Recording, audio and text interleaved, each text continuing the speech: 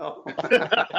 I was recording as a backup. Do the whole Kevin. thing and then figure out, Yeah. oops, we need to record this. Wouldn't that suck? Hey, everybody, it's Kevin Hoagland, and welcome to the On the Gold podcast, Webcast. And today we have two very, very special guests, Mr. Chris Ralph, one of my great friends and the author of Fistful of Gold, and Mr. Kib Canyon, the owner and operator of the Gold King Creek, Alaska mine. And I'm sorry if I'm looking down from the camera a little bit because I've got all these guys up on my screen. And welcome to Chris and Kib. Welcome to the On the Gold podcast. Thanks for having me. Everything else. Good to be here. So, guys, let's talk about Alaska. I was up there a couple of years ago at Gold King Creek, went up for 2 weeks, ended up staying 3 weeks. A lot of other things. Kib, tell me what's been going on since I was up there 2 years ago.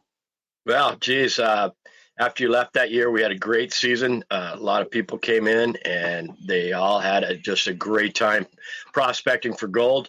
Last year, unfortunately, with the COVID virus that come through, kind of hurt us a little bit, but we're still able to provide service for some people, and had a great time putting it down. We found some great pay dirt, and everybody really had a great time getting out there and running the gold hogs that we have available. We've also built our own boxes this year, so we've got some steel ones that are a little bit bigger. Does take so you can fill it a little bit faster, but again, always the trick, making sure you get your tailings out of the way, but they're easier to operate, which is a really good thing. Doesn't break the legs off. So really, we're really excited about the new equipment. We stacked up a big pile of pay dirt for people to dig in, so that way people can be able to sit there continuously and dig without having to continue to bring pay dirt to them, which has been a big issue. And then for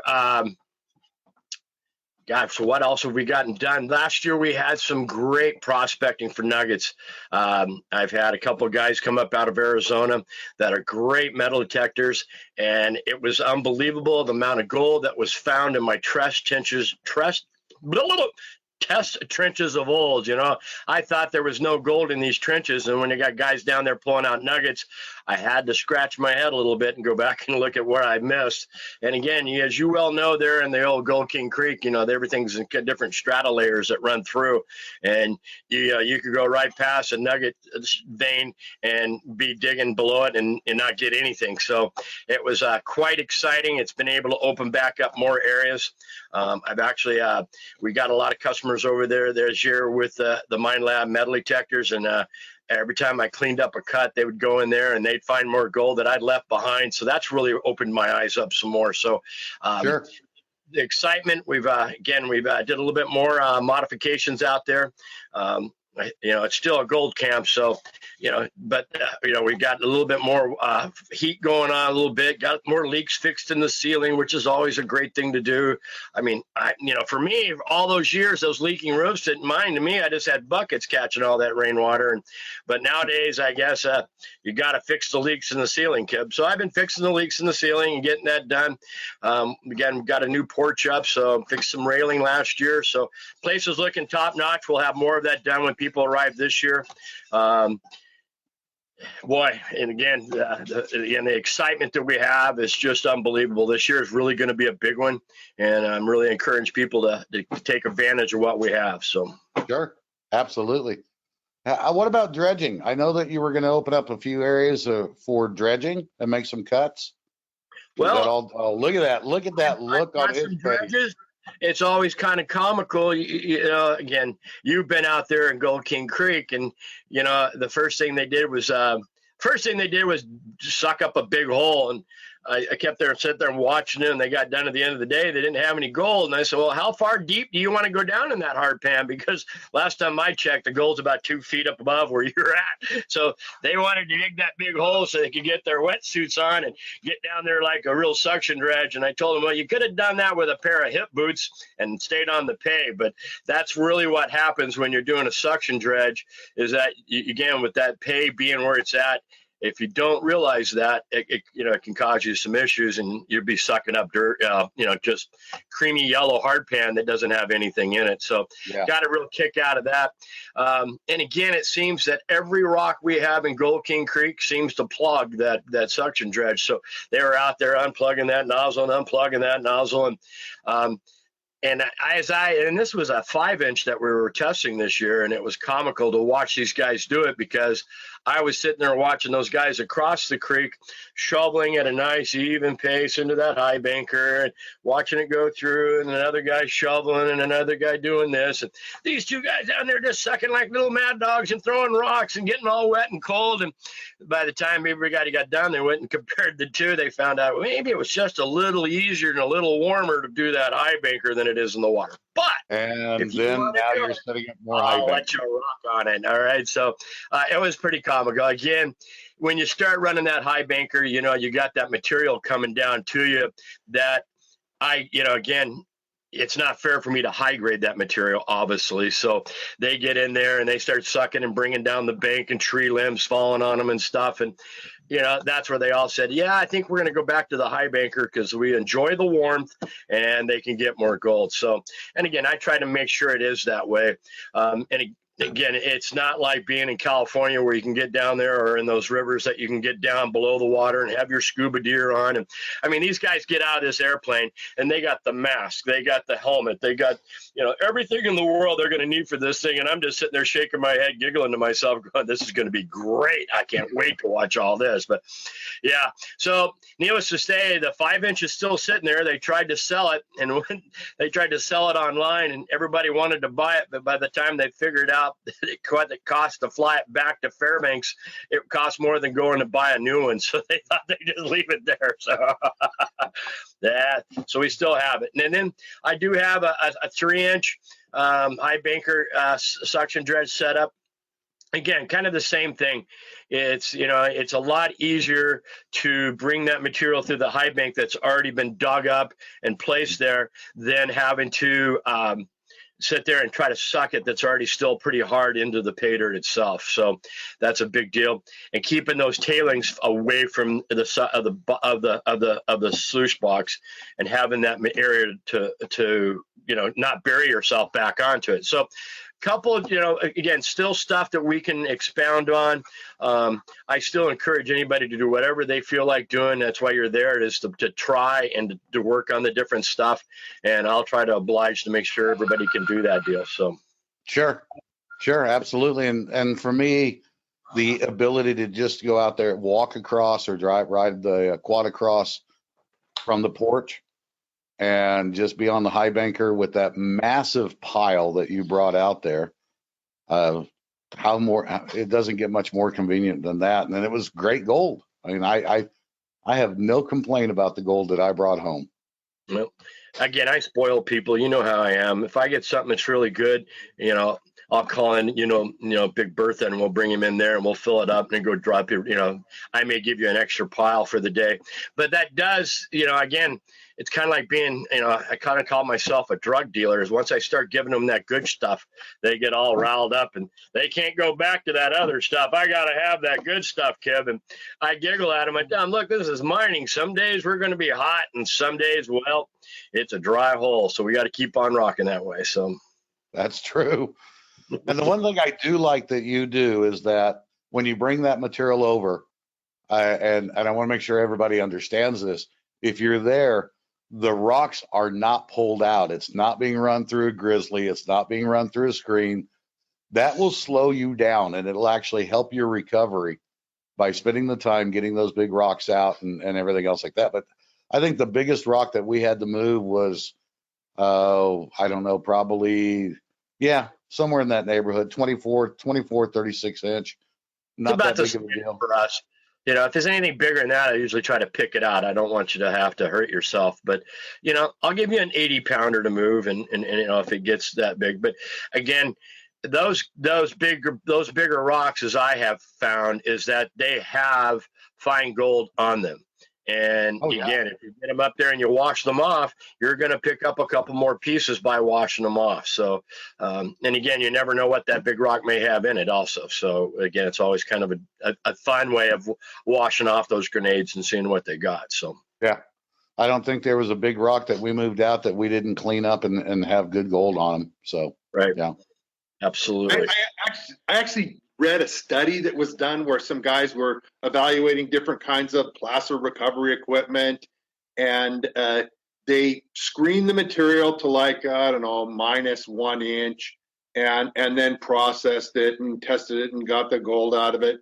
And then as almost like an afterthought, they took the coarser material that was 1 inch oversized and washed it off, and like 30% of the gold that they recovered overall was what they washed off the past 1 inch. Yeah. That's not funny. That's serious. No, it's the truth. It's one of those things. It's hilariously funny, but it's also so very, very true. So, Yeah. that's classic right there.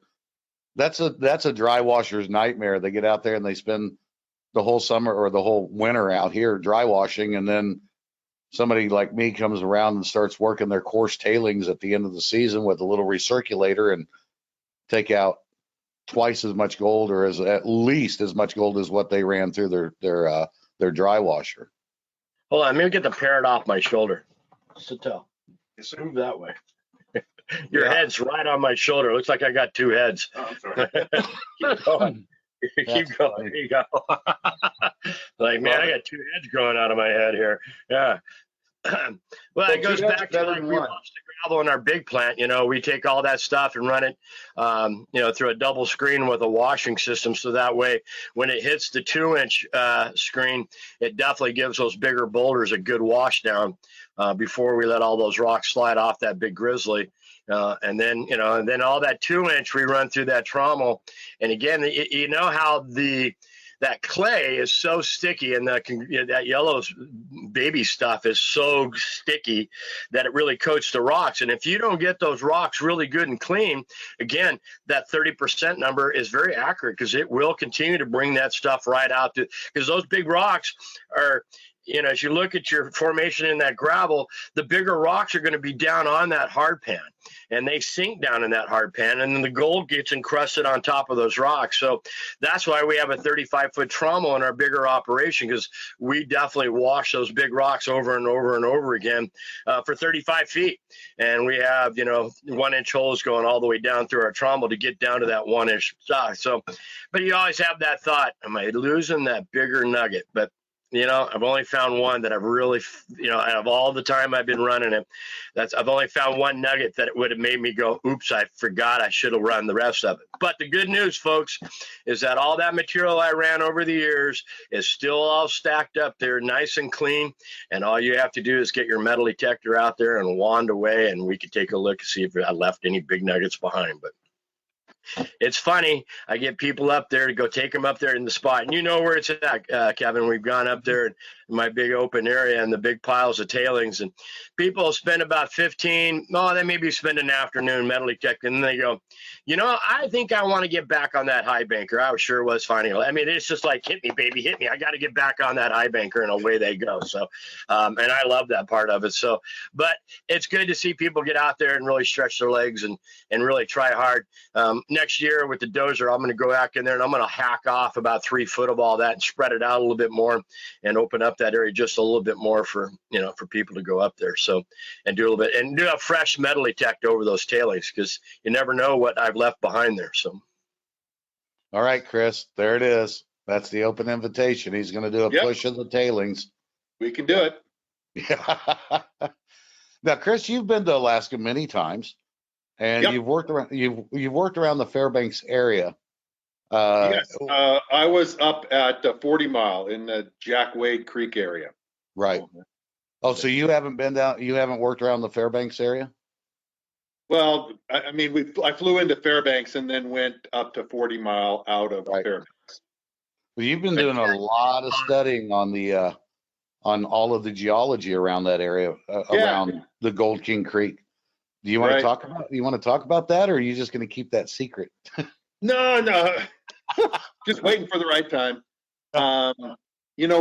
We had this discussion last time, which for whatever reason didn't get, quality recording time. But, we talked about where the gold comes from, and there's a big gravel deposit that covers over a lot of the part of the area where Gold King Creek is. And I remember that what we disagreed about, Kib, was where that gravel comes from. We didn't disagree that the gold is coming out of the gravel. We disagreed, and I'm kind of skeptical of the whole tsunami theory, but that's okay. We're agreeing that the gold is coming out of that gravel. Now, further up in some other places in the Alaska Range, there's actually creeks that are getting gold out of the hard rock area there that just don't have a lot of that gravel. We talked about the new roadway in. I'm hoping that we'll get to make that adventure, because I think the new road in will be quite an adventure. And we'll go by nearby 4th of July Creek, which is a little tiny creek that really doesn't have gravel on it. It's way up high, and there's a fault zone up above there that's shedding the gold, and they got nuggets at 4th of July that were over an ounce. Yeah. Now, that's pretty uncommon down at Gold King. But you've got basically slate and schist up in the high country, and there's quartz veins and fault zones and shear zones and intrusions of various rocks like rhyolite and stuff, and the gold is associated with that. And then it's historically it's been accumulated, the material washed down is accumulated in that gravel, then the Nanana gravel that Gold King Creek goes through. Yeah, now, Kib, you and Chris just said it. You're cutting the road in, so instead of having to fly in all the time, I'm supposed to say that? no, it's great. It's great because Kib talked to me when I was there a couple of years ago about building basically almost a major highway to where people could drive their motor coaches in and different things like that, and be. Yeah, right. Yeah, we already got that issue. Yeah.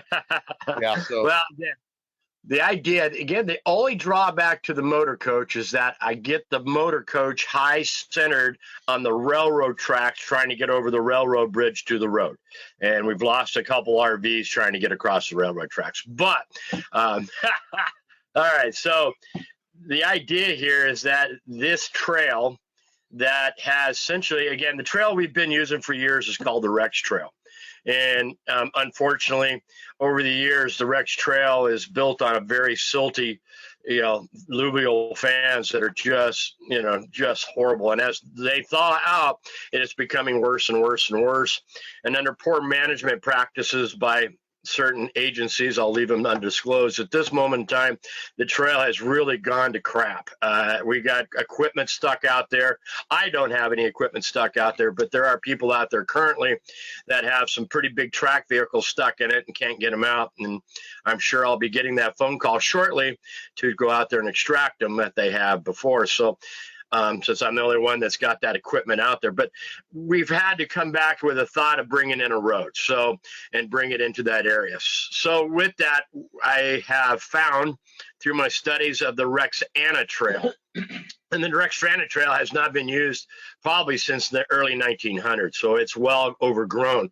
But this year I did take a four-wheeler through there and cleaned it back up. Larry and I made it all the way up to Ferry on that road, being able to open it up. Now, there is a pretty big swamp we'll have to go through, so that's going to hamper us starting from our Rochester location to get to Ferry. But my idea is that for those that are physically able, and again, we're going to have people that come up that don't have that ability to sit in a truck for 6 hours. And again, my trucks, folks, are 6x6 5-ton military vehicles.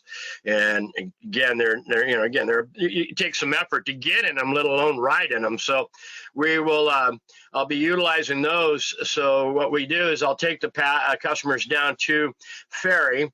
And once we get down to the Ferry crossing, there is only one bridge across the Nanana River, and that is is the railroad bridge, but there's a walkway on the side of the bridge, only suitable for very small four-wheelers. So it doesn't even take the new, Polaris 550s can't even go down it. So, Right. but we'll have something that'll be able to get us across the river there on the bridge. And once we get across the bridge, that's where the 6x6s will be located. And then with that, then we'll start up. And again, this is a major highway.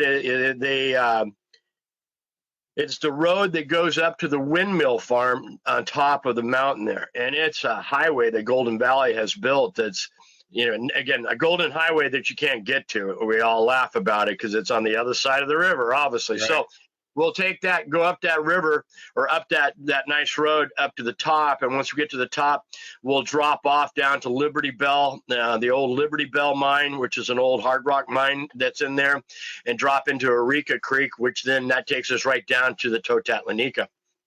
And that's the headwaters of that big river. And we'll cross that.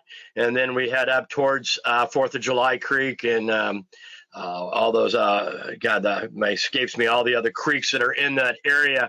And again, it goes up quite high, as Chris said, that as we get up into that upper side, it'll be a breathtaking views. And folks, we're going to be in the Alaska range, not out in the flats. You're going to be in the mountains themselves, deep high walls on each side of us as we go, and crawling through the rocks of the creek. We'll have to cross that river.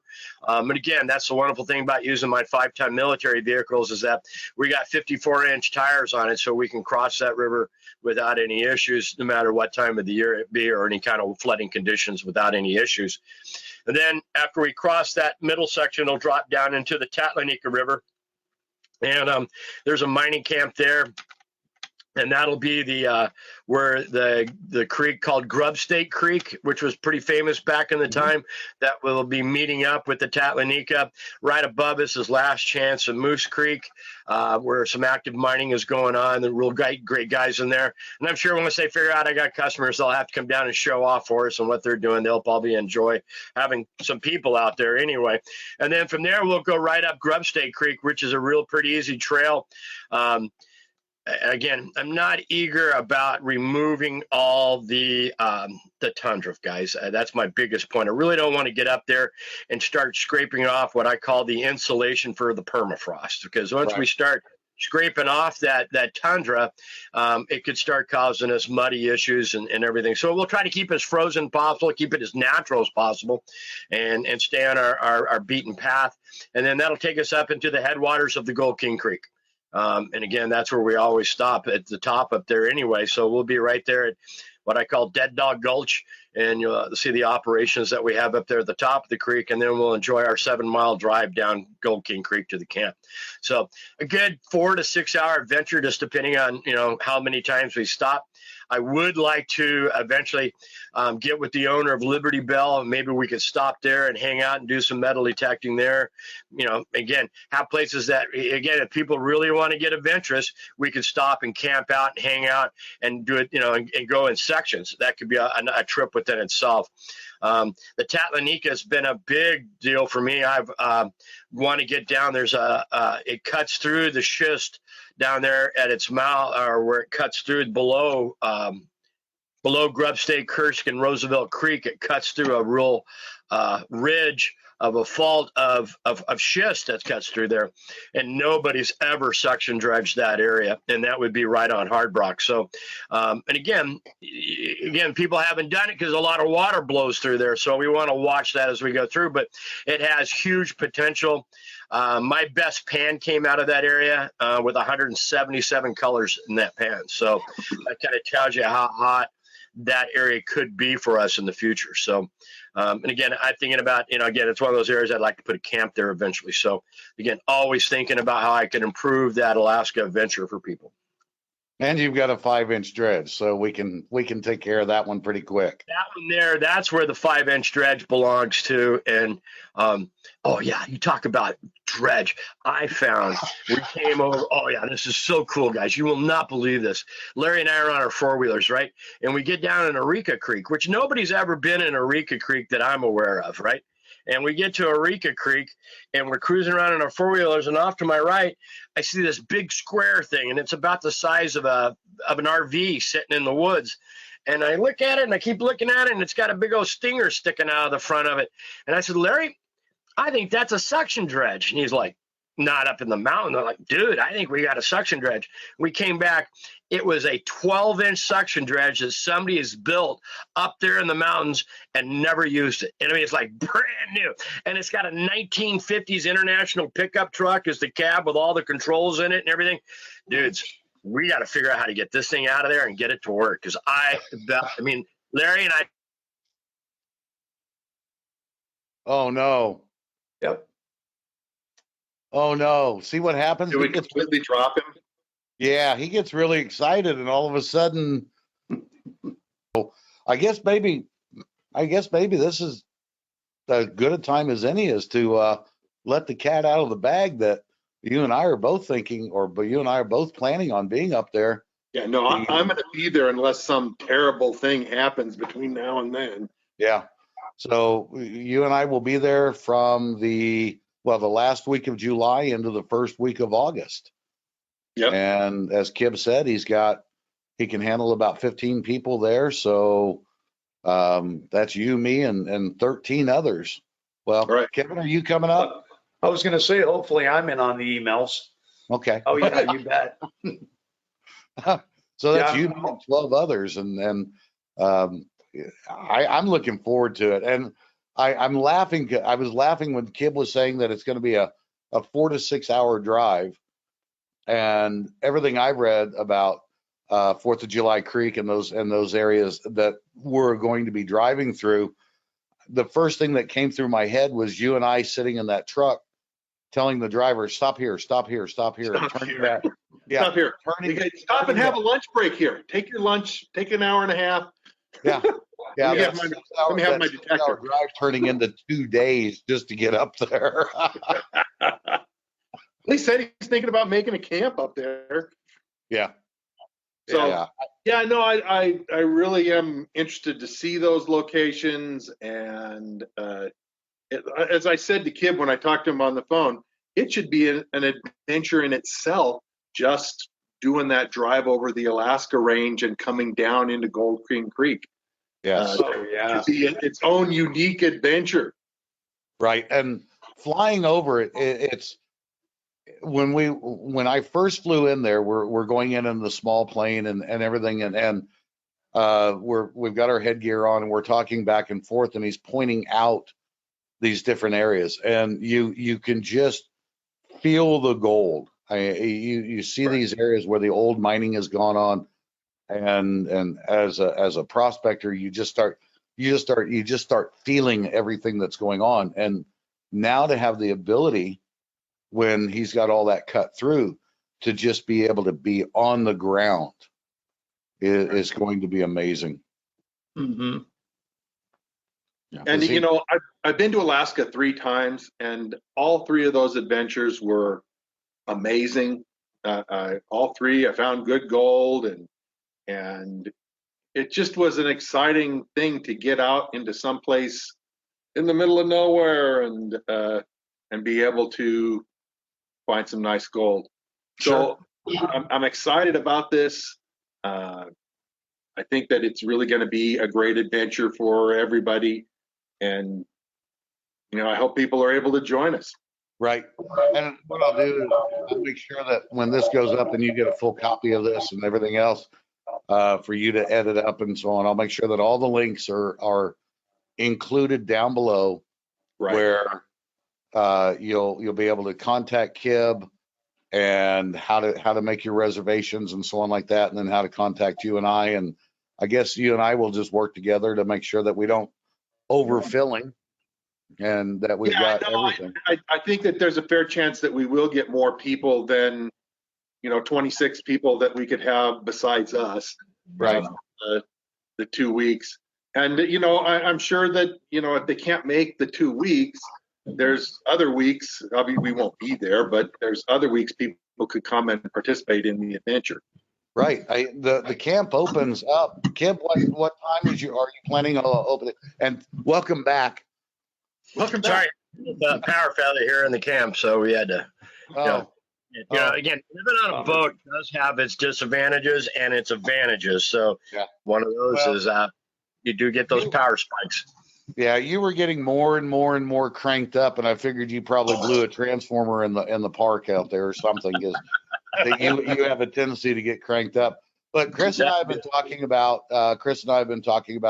us coming up there the last week of July, the first week of August, that 2-week trip and different things like that. But when are you opening the camp up this year?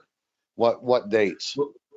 Well, right now I've got it being opened up the last week of June for the public at this moment in time. I'm doing a little differently on the scheduling this year.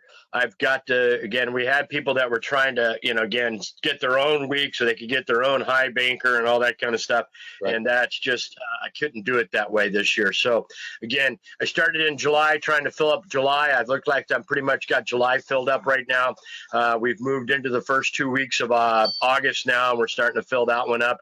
And again, the last week of June is starting to fill up a little bit. So again, the best thing is to call me and we'll take a look at it. I'll be moving out there, in April and start getting the camp going and start doing all the repairs that I need to get done and getting things accomplished when I get there. So, but again, I'm still available for discussion on what exactly I'm going to be opened up. But again, depending on if the group's big enough, I'll be more than glad to be able to accommodate people and work it into the group. So again, what I'm trying to make sure, again, I get people that want to do it by themselves. Folks, you can't do it by yourself, okay? You're just not capable of being able to move the tailings away from the box and and doing the proper and getting enough gold. I get guys to get upset. Oh, I didn't get any gold, and those two old people over there got all the gold. Well, it's because you wanted to do it by yourself. I keep trying to tell you, it takes teamwork. It takes, a deal to where you got to work together to make it happen. So I try to encourage that with people. When you come as a group. Right. That way you're working together. And again, and if one guy wants to drink more beer and not to participate, that does hamper. And I'll give you shovels, and you guys can go out and battle it behind the pay pile. But I do it again. It works really great. Yeah, bang bang. Work at the best of your capability, and come as a group. That's what I'm really trying to encourage people. And again, if you want to come by yourself or you don't have anybody, I will try to pair you up with somebody so that makes it work. But again, trying to do it by yourself. And again, I don't, again, I had people, I can do 10 yards an hour. Well, folks, you might be able to do 10 yards an hour, but that poor little box can't take 10 yards an hour. Okay. So right. Again, it's not the key of slamming the dirt to the box to make it profitable for you. Nice, slow, even, feeding the box correctly. Don't let your pump run, once you stop feeding it, because again, you don't find the gold gets washed out immediately.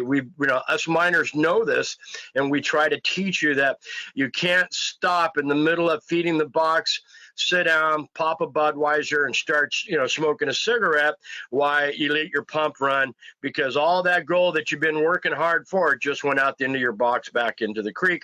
I appreciate it because I'll remine the creek eventually, but the big thing is there, you got to keep it steady and keep that feed going steady. So again, I encourage people to make groups, and if you got a great group coming, I will do whatever I can to accommodate that group to get you in there. So yeah. And what you're saying, I'll just echo what you were saying, because working that material, that when I was up there, there were really 5 of us that were more or less together and bouncing back and forth, helping each other, trying to keep the tailings out from in front, and keeping that material going, and just getting that cadence and taking the piles and working the pay piles from both sides, and then just sinking it down and just keeping that rhythmic movement going on was very, very rewarding for everybody. Very rewarding. It goes that way all the way up to my big operation. When we're running with the big excavator, you see me, just lightly keep feeding it in. I don't take big shovel throughs and throw them in there. I like to feed it nice and slowly at an even even pace, so that way it keeps everything good and washed and gets everything good and cleaned up. So, Yeah. Hey, Kib, first time I'm coming to Alaska, first time I'm going to go to a mining camp in Alaska. What can I expect? What's your advice to first-time players? Leave the cell phone at home. That's your best bet. That I can always tell everybody is that, I get people they get off the airplane and I see this. It's not working. It's not working. Unfortunately, no, it does work to a point. And be prepared that internet is probably not even close to dial-up internet, and those are those things that you got to be prepared for on that. So there's the part that I like to tell people is be prepared. I'm off the grid. I'm at 2,063 feet above sea level at the base of Mount Kib. So you're again, not a lot of great of modern conveniences. You're coming to a real miner camp. Okay, we are a real mine. I tried to tell people that we're not a Motel 6, and we try to keep it really kind of, we're at the basic terms, and we still turn the power off at night and turn the power off during the day. So, TV, we try to have some TV at night or play some movies and try to keep that going for people if the satellites are all in the right positioning and we can pick that stuff up. Okay, coming to Alaska clothes-wise is always a big deal for people. Make sure they ask, well, what should I bring in the way of clothes? Well, bring enough clothes for all occasions, because you can start out in the morning with it being 35 degrees and cold and rainy, to being sunshine and 72 by noon, by having snow hitting you in the head and hail by 3 o'clock in the afternoon. So folks, Wow. You better prepare for all of the we've seen it all. July 4th, back in the 1980s, I bought a brand new jet ski and I took it out to Harding Lake, and and I'm running around. It was rainy. I'm having a great time. By noon, I've got blisters on my shoulders from the sun and having 3rd-degree sunburn on my back. By 4 o'clock, shoveling the snow off my Trans Am to get to get back to town. So I've seen it all, and it does happen here in this great state. So you got to bring clothes for all conditions. Now, that doesn't mean you need to bring 2 weeks worth of socks and underwear, because I do have a washing machine. We're not that barbaric, and I will be able to provide you some washing. Will help you clean your clothes and keep your clothes clean. But again, that's on a limited basis. I had guys that would bring one solid clothes and they wanted to wash their clothes every night and warm their jacket up in the morning. Well, again, I'm not going to let you warm your jacket up every morning, and be sensible when you bring the clothes that you're bringing. Mosquitoes, that's always a big question I get. When I come to Alaska, what about mosquitoes? Do you have any, are there bugs bad? It's a state bird. Alaska, okay, and yes, we have bugs, okay. Now the year will start with big mosquitoes, big old gnarly you lose blood when these things land on you, all right? So again, we do provide mosquito netting, we do provide bug spray, but the winds will pick up there in the valley when the sun rises and the sun goes down. The winds pick up, obviously, coming off the mountains, and they blow the mosquitoes away for majority of the time. But you get out into the woods, you're doing some prospecting, those son of a guns are going to find you. Okay, now they lay their eggs quickly in the time, and then their offspring are these little bitty mosquitoes, and they're the most kamikaze, nasty little things you've ever met in your life, and they'll hit you so hard they'll knock you off your feet, okay, trying to get your blood out of you. Now, again, that's only a short time of the season for them to have. That's usually that month of June and a little bit of July. And again, the warmer the temperatures, the dragonflies will start coming out. Once the dragonflies, they're our friends, once they start coming out, they start eating the mosquitoes, and the mosquito population goes down quite rapidly.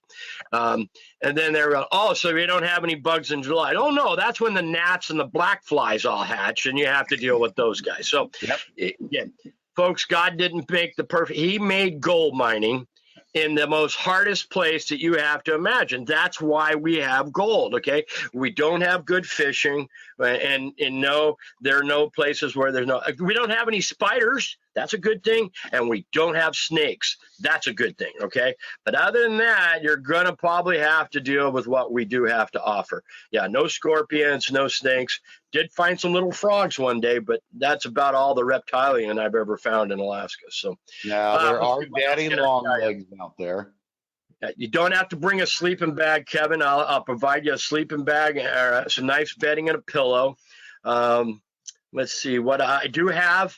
Flushing toilets. I do have instant hot water heaters. So if it's a long day, I don't have your problem having you sit in that shower for 20, 30 minutes and washing the day off, because some days you just got to do it. So other than that, excitement, okay, is always a big deal.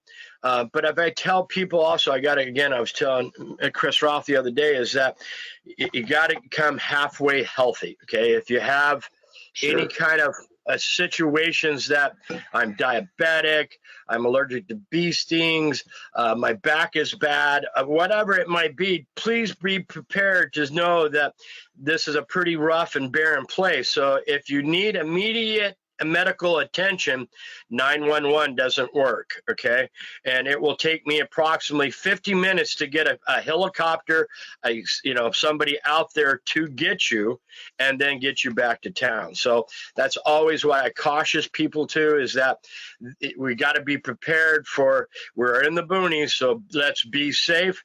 And if you've got health problems, it may not be the best program for you. I hate to be that way, but it's really got to be safe. And again, I've had people shoot themselves in the legs with Bull 44s, and I've had people have compound fractures riding motorcycles because they didn't pay on the trail.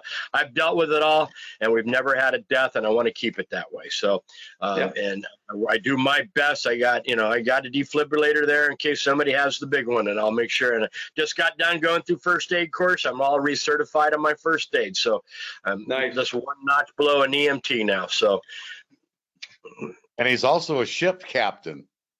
I am Captain Kib. Thank you very much. Yeah, that's very cool. Now, talking about all of that, I want to throw this out. I wear a CPAP, and a lot of people wear CPAPs. The generator does go off.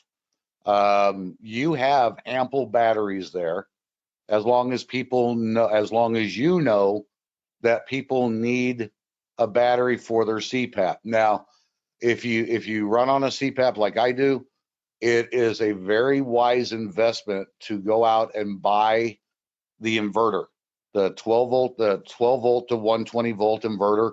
Kib will supply you the battery, but he doesn't supply you the inverter. And it's up to you, when you check that battery and you see where the charge is on it, that you take it back over to the shop so they can charge that, because there's nothing worse than having your CPAP machine go dead in the middle of the night and you're trying to sleep because you want to have a great day the next day, and you're just and it's just not going to happen. So get an inverter. It doesn't have to be a massive inverter. And if you have a CPAP, look at what the voltage and wattage, look at the specs, and you can buy those things online. You can get them just about anywhere. They're really inexpensive. The one that I have for having up at Gold King, I think it was $21. Now, I would say $25 is max you need to spend on one. And yes, we do have the deep cycle batteries for people. And I had a guy last year, he came knocking on my door about 2:30 in the morning. He goes, my battery's dead. And I'm like, oh, man, that's really strange. So I go in his room, and he's got his electric heater plugged into it. I said, dude, Well, now you're alive, it's going to run that electric heater. So if you're cold, let me get you another blankie. He was just like, oh, I thought I could run everything. I thought, no. So, yeah. But with the CPAPs, yes, I do understand that. And we do have, those type of systems that will be able to help people on that situation. Again, I do have LED lighting, battery power LED lighting through the camp at night. So that way, again, guys, we got 24 hours of daylight, so it's not like it gets that dark in there. So then I do try to provide that for the customers. So right. And Nice. I'll tell you from my experience, there was nothing there that I felt was an inconvenience. Yeah, because I've been in mining camps. I've been in really hardcore mining camps where there's nothing. When the generator goes off, the world is gone, and things like that. So, you know, the ability to, I just didn't. I never felt inconvenienced. If I wanted to take a shower at 10 o'clock at night after the generator had gone off, okay, I'm taking a shower in the dark. But the Insta hot heater, that wasn't an issue. So, Well, we make sure everybody gets clean before we turn the power off. So we work hard to make sure everybody's obliged and taken care of. And I usually wait until it gets real quiet, and then we turn the power off. So, and it's nice. I mean, for me, at least I get sleep, because if you leave that generator running all night, that puts me to sleep. As soon as it turns off for any reason, or it burps or it farts, I'm up out of that bed, and then I never get back to bed. So the generator is one of those things. It's sure better to have it off at night. I sleep better for sure. So yeah. Well, and I know when I was first up there, you were running the gen all night long, feeling that you needed to accommodate, I guess, maybe even just possibly me with my CPAP. But like, no, we don't need to do that. And I noticed from that point on, boy, you slept better. You were more friendly in the morning. This guy, until he's had coffee, Kevin, just as a forewarning, when he rolls out in the morning, he's just bigger than life, big booming voice, just like he always is, but he's grumpy. He's grumpy.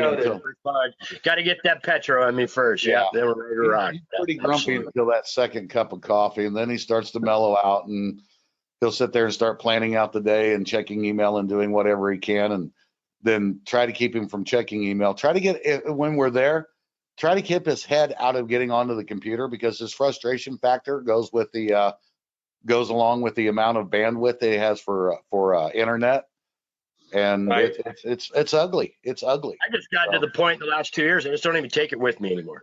Again, as I say, as soon as I get on that airplane, I leave it all in the truck, and it's just easier just to leave it all in the truck and get out there and go to work and have fun. And yeah, it does. That's why I try to encourage everybody. Just leave it at the doorstep and come enjoy the week of what's there, because it'll never be again. One day this is not going to be there. So, you know, I want people to get out and really enjoy what's there, and don't let that internet get away. Yeah. So, Chris, all yours. Hey, no, I'm looking forward to it. I'm excited about it. This will be my 4th trip to Alaska, and all 3 trips it was, you know, kind of roughing it in a little camp, and you know, getting out and finding gold. You know, it's an adventure, and you're a long ways from anywhere. I have a question for you, Chris. What kind of metal detector are you usually working with? Well, metal detectors are tools, okay? And you know, if you need to unloosen a Phillips head screw head, you don't want a wrench to do that. You want a Phillips head screwdriver. And because the gold is a little on the small side at Gold King, for the most part anyway, I'm thinking the Gold Monster 1000. So initially I was thinking, well, do I want the Gold Monster, or do I want the 2300, which is also like a small gold pulse induction machine? And I'm thinking I'll just bring the 1000, but I'll bring both coils in case I want the bigger coil. Yeah. The 2300 works great. Obviously, I'm a big fan of the Monster. I've been converted by Mr. Kevin there. He definitely has converted me to woken my eyes up to the new technology. I mean, I was floored that I was able to find pieces of gold the size of the head of a pin. And again, when you get done with a cut, and I can zip over that cut in 5 minutes and find gold that I've left behind, gentlemen, that's the kind of tool I want to use. I'm just sad that I kept going to these, you know, the Radio Shack $5.99 special. So it really opened my eyes. But a reason I bring it up is that I see these guys come out with these GPX 7000s, and I understand that's a great machine, and it provides a lot of, you know, finding gold deep down. But I have never seen any success on Gold King Creek with one. Usually customers end up buying my monsters and going out and utilizing the monsters, or renting a monster from me and doing much more I'm doing way better with that machine. So, but I have seen the 2300, and it does find those little nuggets at a little deeper rate, and really has brought some gold. So I have enjoyed that. But again, I'm eager to see the new GPX 6000. I understand it's got a lot of potential coming forth. So, but it is a little expensive unit from what I understand. But I would like to see it also. So, What GP 6000? the one I got the No, price. it exists. Nobody's arguing that it exists. Yeah, I This know. won't tell you anything about it. I Oh, you haven't seen one either. Oh, so I'm not the only guy that hasn't seen one. Okay, good. Because I thought I was just the unprivileged one. So. But the 800 has worked real well. I mean, obviously, it's a good machine. The small coil is definitely the way to go out there, and I've seen more results with that smaller coil. Yep. Yeah, and No, the GPZ 7000 at Gold King Creek is like trying to loosen a Phillips head screw with a wrench. I absolutely agree. You know, if there's places, if you're trying to loosen a big old bolt head, you don't want your Phillips head screwdriver. You want a wrench. Yep. And so for Gold King Creek, you know, the 7000, it's a great detector, but it's not. It's for certain applications. And Yeah. I had one. I made the decision. Go I ahead. had one, and all I could find were pieces of airplane parts that some airplane had crashed in the creek, and I in the creek pulling out aluminum tubes and aluminum for siding. I'm like, oh, this is not a good deal. Somebody splattered here, but it was an old fuel plane that crashed in the creek years and years and years ago, and then the creek has just spread it down the creek. But man, I found more aluminum with that GPX 7000 than I ever found any gold. So. Yep. Yeah, the and they'll be last bringing time I was out though prospecting, before the weather turned cold, I had my 7000 and I found a nugget that weighed almost a quarter of an ounce with it. So Wow. It's a good detector in the right place, in the right area, in the right application. Well, again, that's probably one of those that people used it up in the big cut area where all those big wash tailings are. If somebody really had it in there and used it as serious as they wanted to, yeah, they could probably come up with some bigger pieces in there. So, and in the future, we might have places for people to go to use that kind of machine. We're working on it. I know that's been a part. I know that's been a part of a lot of discussions you and I have had over the last couple of years as well. So, well, does anybody else have any questions? Yesterday I was on. I was talking to a joint venture capitalist investor on another project I got going on, and I won't share the details yet. But he said, "Yeah, I looked you up, and I gotta tell you." Interesting article about you. And I thought, oh my God, what did this guy found out about? He goes, yeah, that Kevin Hoagland, he did a real good job talking about you. And I was like, oh boy, yeah, he painted a good picture of me, but yeah, that's all me. Yeah, I was like, so thank you. And again, here I am out there trying to, do one other thing, and there my gold mining history pops up, and I'm laughing and giggling, going, yeah, that's me. So yeah, thank you very much. So. You know what? If I'm not mistaken, and I haven't reread the article in a long time, I think there were a couple of spots in there where I talked about you being a little bit on the grumpy side at times. Yeah, I mean, again, yeah, I run a pretty strict ship, folks. So, rock the line, do it right, and my expectations are high, and I'll go out of the way. But yeah, I will. I let you know right away that if you're doing it wrong, I'll be yelling from the other side of the creek on top of my dozer, telling you, hey, clean out those tailings there, boys, and get on it. So, but yeah, I can be a grumpy guy when things ain't going right. And again, it's all about running that ship straight and hard. So that's what we try to do. Right. So you've talked about the gold hogs. You've talked about the new boxes that you built. Is the Prospector still up and running? The Prospector. Well, the Prospector works quite well with the new bearings put in it. So let me tell you, I put some new pillow blocks on it at the end of the last season, and we did a few more modifications to it. And that is what Larry and I are going to take to the next level and start building that box, because I really think in the future I would like to have a real nice couple rows of those set up with with customers all being run off one 8-inch pump or 6-inch pump that would be valved into that one deal. Again, saving us fuel and being more economical. And man, that machine is just, as old as it is, and tens of thousands, again, I'm going to say tens of thousands, maybe 100,000s of yards I have personally shoveled through that machine. It just keeps on ticking, baby. And yeah, I did. I put the new bearings on it last season at the end of the year, and we were still shoveling gold right through that son of a gun. So, and it runs very well. And again, I'd like to just build a little bit bigger version of that in a 3-inch pump system.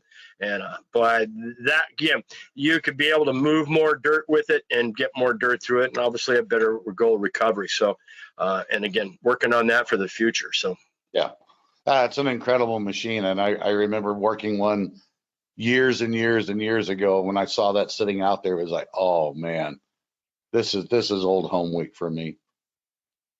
yeah, I don't know if how many of them are really left in this well. If I could find another one, I'd sure snack it up. But again, Larry and I have put it on plans. We're going to build our own, and as you well know, that's what we prefer to do anyway. So, and we'll build a new one and a bigger version of it. So, yeah. How's the portable wash plant coming along? Did you guys get that up and running? The small wash plant? Yeah, that's set up right there in front of the creek. Last year, again, with the lack of customers, I had some guys come and we put together a special package, and we call it the PKC University. And I sat down with these two guys for almost a month and a half and really explained gold mining and how to read the dirt, how to get out there and pan.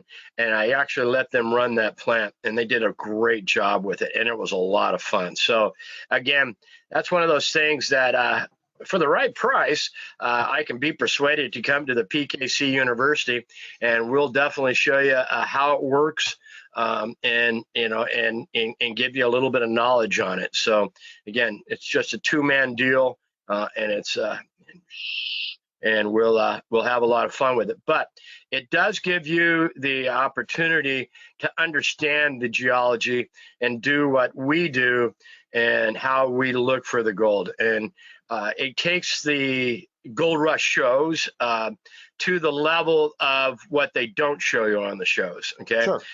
I love how we can decipher where pay is by an XMR gun. Is going to tell you where the pay is. And no, folks, that doesn't work that way. It's called a gold pan, and that's what you need to be able to decipher where gold is. And not just a pan, but more than one pan will be able to tell you if it's going to be a profitable venture or not. So I encourage people to, if it's something that really interests you, you can talk to me about it and we'll discuss it. But yeah, my little portable plant, 25 yards an hour. I feed it with a little old excavator by itself, and it just zips right along. But again, it's one of those deals that, again, as you try to teach guys, is that you can't hammer it and you can't push it all through, because you can literally sit there above that little plant and you can watch that material go through the plant, and you can see the gold in the riffles. And then all of a sudden you get all of this excited because you see gold in your riffles, and all of a sudden you start dumping all kinds of gravel in there, and then the gold's gone out of your box. You go, oh, where did the gold go? Well, you didn't feed, you had to slow down and feed it nice and even, and that gold will stay there. But as soon as you hammer that gold into those riffles and it gets too much gravel, it disturbs the turbidity of the box and the water, it will flush that gold right out. So good learning experiences for people. And again, sometimes I get up there and again, I try to show people what you're looking for when you set up a plant. And it's good to teach people what it really takes to set up a plant. You just don't pull it out there on the ground and plug it in and away you go. You've got to, you got to know a little bit more about what angle your box is at, what's your drop rate, again, how much water to put through it. I mean, you turn an 8-inch putter pump on a small box, you're going to be blowing gold right out of the end of it. So getting your RPM set on your pumps correct, and all that good stuff that goes through it. And again, getting out there and how you decipher where the pay run is going to be. That's the biggest thing and the hardest thing trying to teach people, especially in my area where you have that false hard pan, and being able to identify the different types of rock and in there. And again, once those people get all excited, then they want to dig through the hard pan. How far can I dig down through that hard pan? Is there more gold below the hard pan? Folks, that's stuff that you got to learn as you go along. And it all starts with Mr. Gold Pan. So I have taught a lot. I had one guy show up last year, and he comes in and he starts telling me, "Oh, my gold floats out of the pan. There's no gold out there." And I'm like, "Really?" I said, "Man, I've never heard that before." And he goes, "Yep, can't find a damn thing. It just floats all out of my pan. Your gold just floats." So I said, "Well, let's you and I after dinner go over there and let's do some panning together." So I took him over there, and boy, he fills up that pan, and he puts about a shovel and a half in there, which, me, I put 4 or 5 shovels in my pan. I can barely pick it up when I walk over there. He has about a shovel and a half, and man, he's sloshing stuff all over the place, moving that pan and jumping it around. And I'm like, whoa, whoa, whoa. He looked like he was having an epileptic fit there. I was like, slow down a little bit, buddy, and let's do this nice and slow. Then we cleaned all the rocks out of it nice and slowly, and when we got done, he had a pan full of gold, and he goes, "Well, that's not floating. Why is this gold different than the style?" It's your panning style, folks. So I have the patience. I'll sit there. I'll teach you how to pan correctly, and take that time to do it right. So and again, that's where you'll start having a lot of fun and prospecting correctly. So Sure. And I think between the 3 of us, between me and Kevin and you, there's going to be a lot of opportunities to learn stuff there at the 2 weeks when we're there. Yeah. Absolutely. It's going to be a good opportunity. Yeah, I was going to say, it sounds like just the price of admission is worth all the training you're going to get. The gold is just gravy. Yeah. No, Come and have I fun. absolutely agree. I mean, I would have loved to have spent more time just out doing what I wanted to do while I was there, kind of a vacation, but with the number of people that were there, and I just went into training mode, and I really had no problem with doing that and taking people out and taking people out into some of the different areas with the metal detecting and so on like that, and running around with you looking at some of these different areas and just really getting the lay and looking at those things, and then bringing people back into those things so they could see some of the other opportunities, because there's a lot of other opportunities. So Absolutely. yeah. I'll put a link in below, and it'll be for everybody. And once it's up, Chris, when you post this and you edit up for what you want, Right. the links will be down below on how to contact Kib to go ahead and book your trip. Go ahead, Chris. I was going to say, for booking the trip, Kib, you want people to send you a deposit? Absolutely. So Absolutely. what kind of amounts are we looking at? Yeah, right now, again, it's more important. I got to have that deposit to get the fuel bought, to get the fuel in there, folks. So that's the important part. People ask me, "Well, what about COVID?" Guys, we'll get you to the mine, okay? I'm not closing my doors. I'm not rolling over, and I'm not playing dead, okay? The gold mine is going to be open. We're going to be mining gold, and we'll get you in there. And there's no better place to quarantine for 14 days other than Fairbanks, Alaska, and the gold mine, okay? So we'll take care of you. We'll get you out of there. We don't stay around in town. I do not encourage you with the coronavirus thing continuing. I would encourage everybody to get into town. I'll get you out of town as fast as possible, no matter what the situation is. Don't go to the bars. Don't try to go do a tourist deal, because they will pick you up and they will sequester you. And again, it's just not one of those deals right now. Again, people are still scared in Fairbanks, and we don't need to provide that to them at this moment in time. Now, if things lighten up before July and before the summer gets here and the miracle cures everybody, then we can rock and roll full get. But if not, we'll work within the guidelines. I've submitted my guideline practices. There's no better social distancing in the middle of the Gold King Creek, and I make sure that all the sluice boxes are more than 6 feet apart. So don't worry about that. All right, I'll make sure.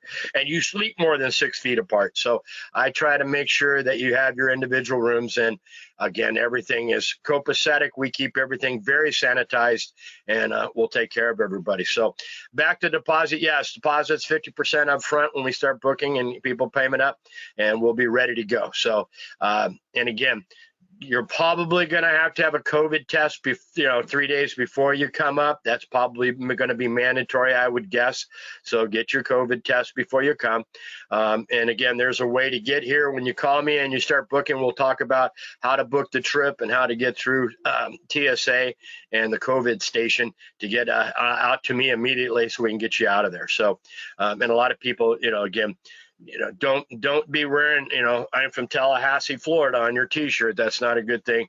Sunglasses, dark sunglasses, good mask, hat pulled down, and don't let anybody look at you and keep on rocking. So, do the beard deal. They should look like an Alaskan. Don't shave.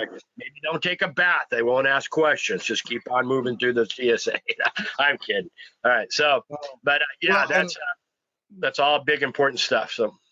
Yeah. And one of the things that Chris and I talked about that we both feel that we're both very much adamant on is that the timeline that was thrown out there was really because that's going to be after most of the population of the United States has had their vaccinations, both of them, so on like that, which will make, hopefully herd immunity will be somewhat there, but there's still going to be some concerns. But, as long as we can get through and get into Fairbanks, and as you said, don't socialize. If you have to spend the night, if there's any way that you have to spend the night, the hotel right across the street from the airport, I know that they're sanitary, they're clean, the whole 9 yards, all of that. So in and out as quickly as possible. But I will say, Kib, again, if it's Chris and I and Kevin on that first truck going in, that's not going to be a 6-hour drive, man. It's not going to be a 6-hour drive. Might be 3 days. Yeah. 3 days sounds good. Yeah. I'll bring a wall tent in case we get stopped when we get all wrapped up into something else. So yeah, again, it's going to be, hey, stop here, stop here, stop here, stop here. I can't wait. I can't wait. We'll disappear, and we'll disappear for a few hours. So again, I will make sure that we have supplies and a wall tent that we'll be able to survive as we come in. And I agree with you.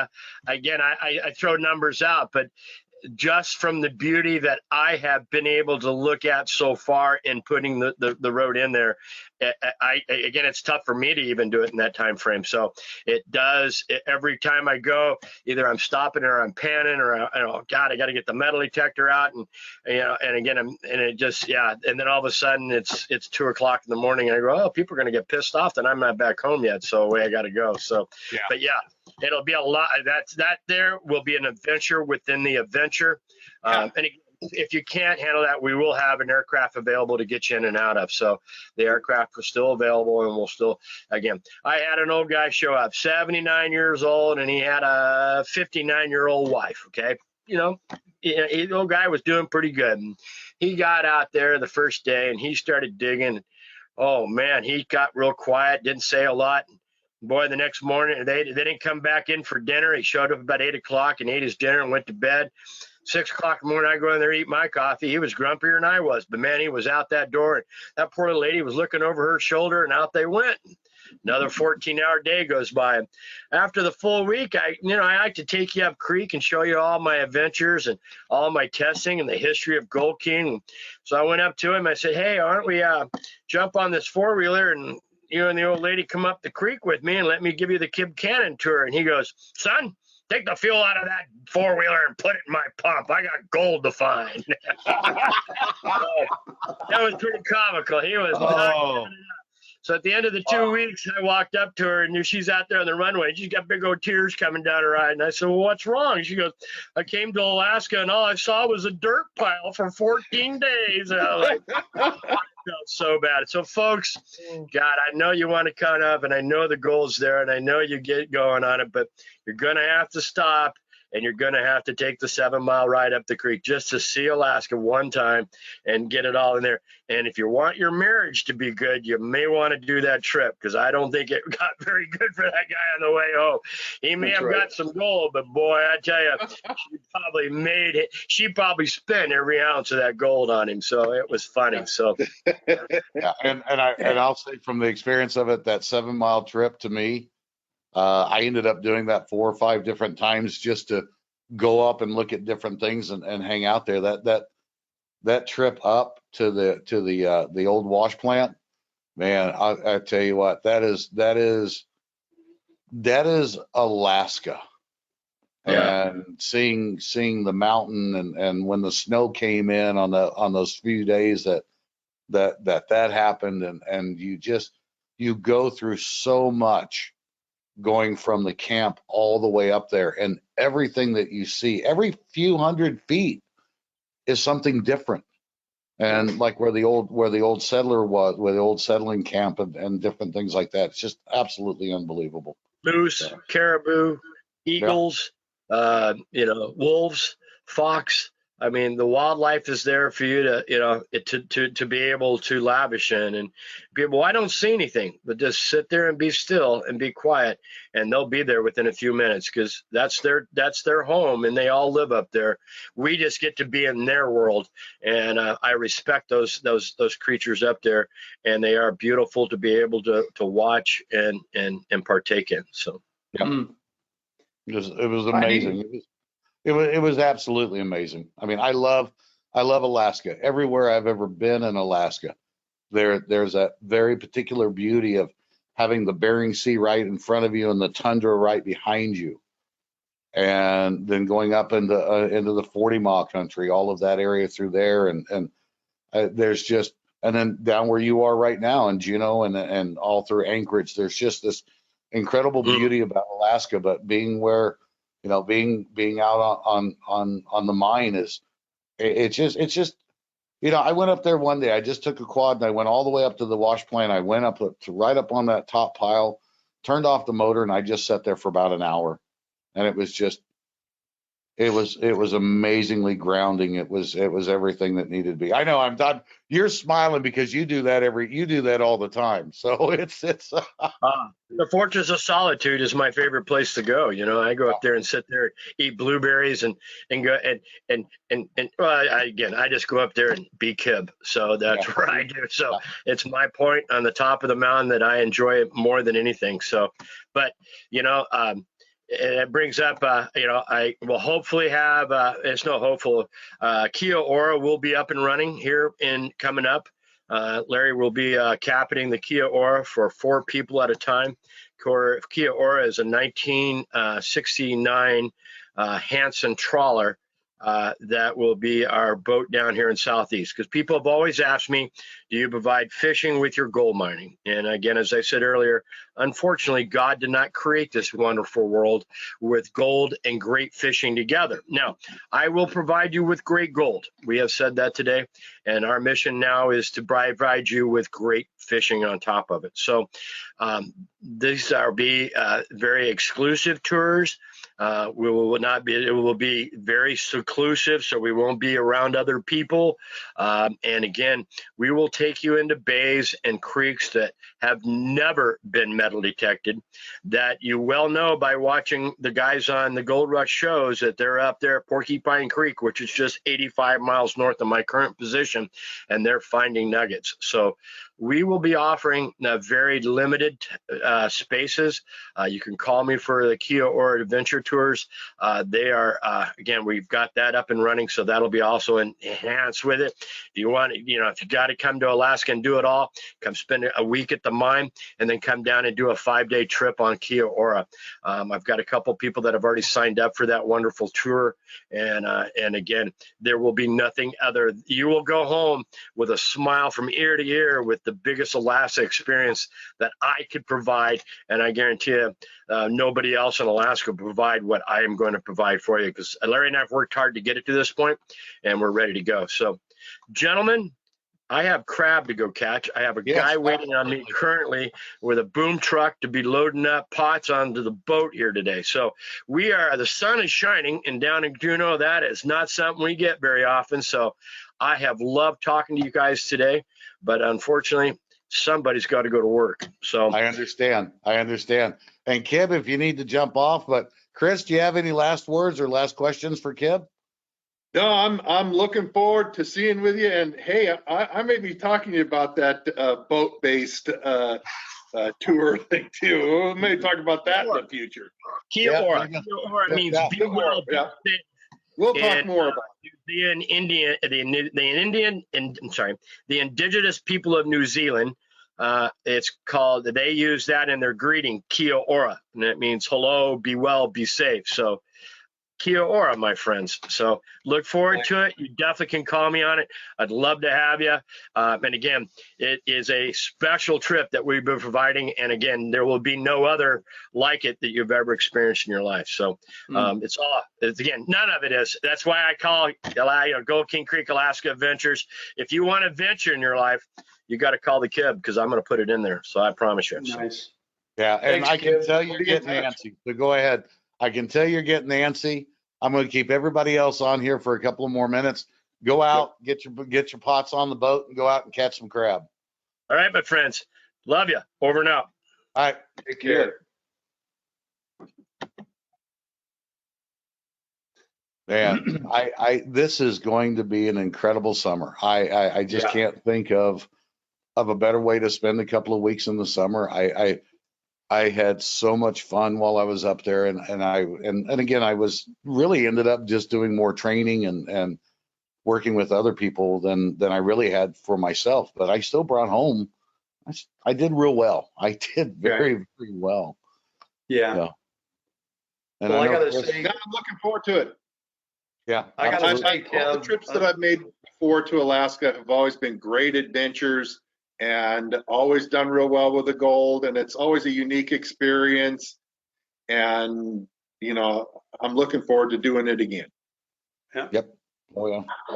well, I'm just KB, your thinking, first trip to Alaska. What are you thinking? I'm thinking it's going to be amazing. And I'm just thinking of all the things. I won't have very many clothes because I'm just thinking of all the things I'm stuffing in my suitcase. First thing I'm thinking, I got to have a recon. Got to have a recon sluice. So Yeah. that's, and my, and I got to bring my Equinox. But other than that, I'll just have to figure out what clothes I'll be able to take with me. I might be wearing 6 shorts or 6 shirts and 3 pairs of pants on the plane. Well, and what he said about layering or how to dress and so on is so very true. Yeah. There were mornings that I would start out where it would be in the high 30s, low 40s, and you're pretty well dressed out, and you get over there and you're running material, and by noon you're down to your muck boots, a pair of cargo shorts, and a t-shirt. But you don't take your gear and put it very far away, because by 1 o'clock or 2 o'clock it can drastically change. I've been a lot of places in Alaska, but I've never been in an area where it was so susceptible. It may have been the time of the year because I came in right at the 1st of June. But it was so susceptible to just almost immediate weather changes. And that was, there were days where seriously, just at the end of the day, you felt like you were warm, and then you felt like you were freezing. And we had, and I've got a video of it somewhere. I've got to find those files. But it was raining on one side of the lodge, absolutely clear blue sky on the other side of the lodge, which is 35, 40 feet away, to the other side. Wow. And then 15 minutes later, it was hailing on that side of the lodge and still clear. And then it started to get a little misty on that side of the lodge as it started to snow on the other side of the lodge. And it was not like the cloud just wasn't moving. The temperatures were changing, and it was just really interesting because we went from rain and sunshine to mist and snow in the matter of 15 minutes. And we're all standing on the front porch.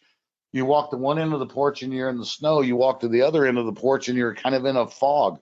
And it was, wow. It was just weird. So, yeah, guys, I'm looking forward to this. I'm looking forward to spending the time with Chris and you, Kevin. I'm just really looking forward to this.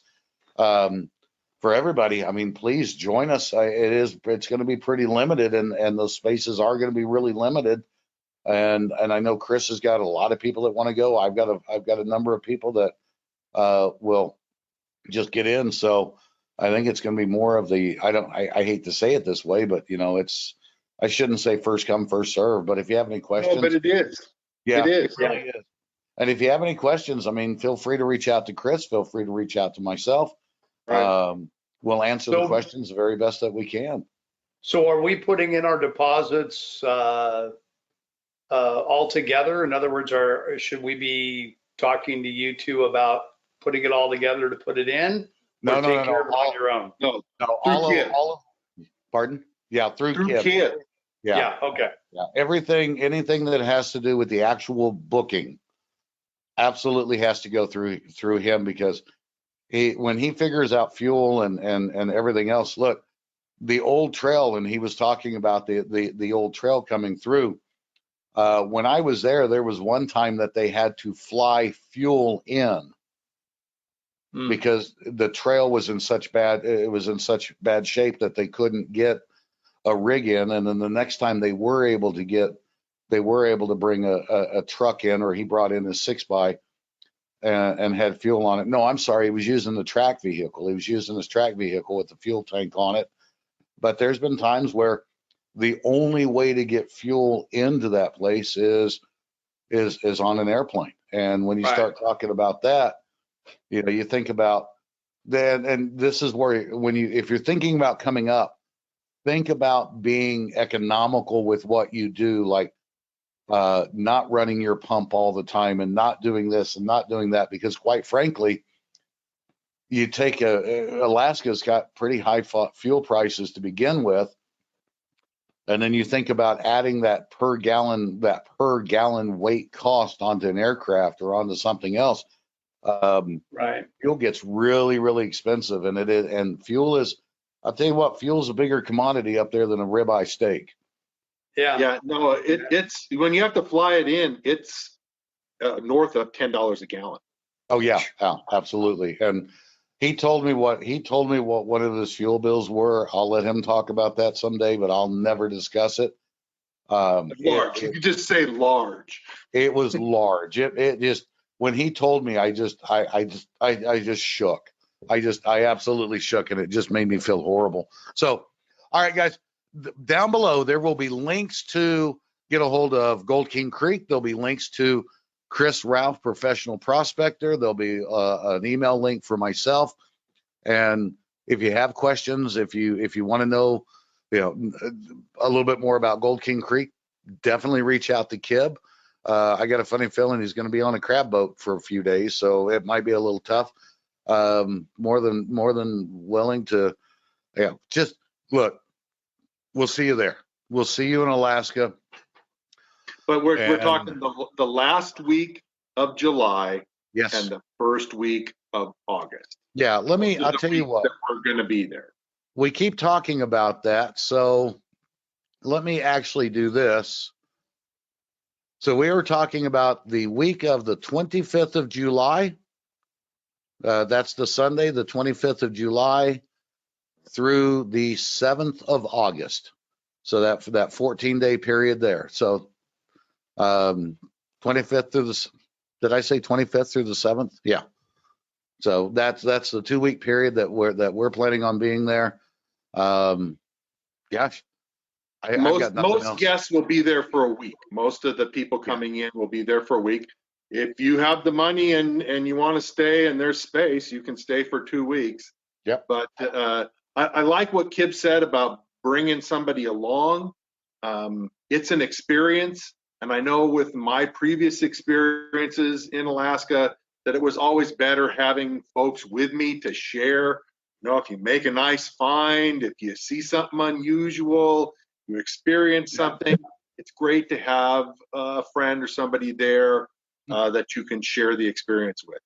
Yeah, I totally agree with that. There was one guy while I was there that was pretty much on his own, and I'm more, we kind of adopted him and just brought him with everything that we were doing, and it really changed his outlook of the way things were, because he just, I don't know if he just felt like he was an outsider or whatever, but having those moments to be able to look in the box of the big gold hogs, and everybody looking at it and seeing the gold and sharing that experience, or going up creek with Kib and being able to talk about those things and have that. Yeah, it's I absolutely agree with you, Chris.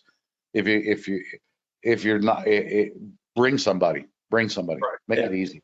So, But if you have to be by yourself, there'll be other people around. But it's yeah. it's an experience, that you get to share. Yeah. And it is about sharing up there. It really is about sharing. So, all right, guys. Hey, that's it. I mean, we've gone almost 2 hours on this, and I'm not going to cut any of this out. I mean, this is going to be a long one, and I'm glad that Kib didn't drop any big curse Yeah, I bombs was going or to say anything there were else. some And bombs. yeah, for the first time, that's the first time I ever had a conversation with him that the worst thing that came out of his mouth was, I don't even remember what it was, but it wasn't bad at all. You hear it on CBS now. So from all of us, from myself, Kevin Bell, Chris Ralph, we thank you for joining us. Gosh, get a hold, look at the Gold King Creek Alaska Adventures website, which is Gold King Creek Alaska Adventures and .com. Take a look at the website, get some information there. Reach out to Chris, reach out to myself, and we'll see you in Alaska. Sounds great. Yeah.